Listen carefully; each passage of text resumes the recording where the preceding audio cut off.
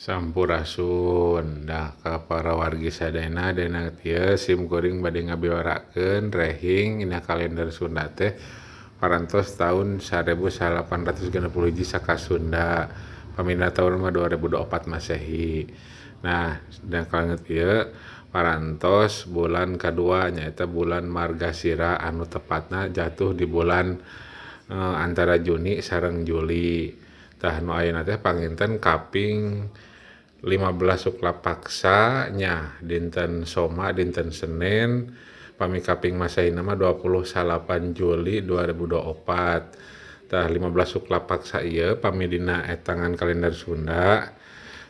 Nya dauhna pangintennya nya dauhna teh tanggal 15 teh nah ieu poe hade poe gorengna teh Jaya Semah manggih susah tah ieu menurut etangan dawuh dina kalender Sunda. Oge aya waktu tebarna dina kalender Sunda mah apik pangintennya. Waktu tandurna janten tos aya etang-etangana kitu panginten.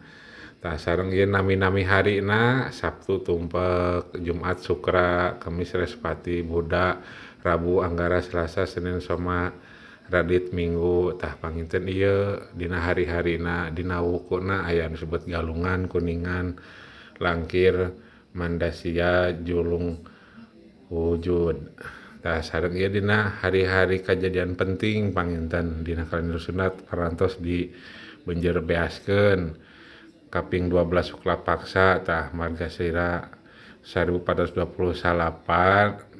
125 saka tah pami dina 12 September 1930 Masehi galuh direjaan ku Prabu Jaya di Rugrugu Cirebon Demak jeung Kuningan di daerah Talaga Majalengka.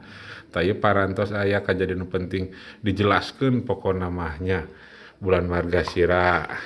Nah, ieu aya deui bulan Posya tah nu katiluna ke panginten ngabahasna dina anu engke pangintennya gitu.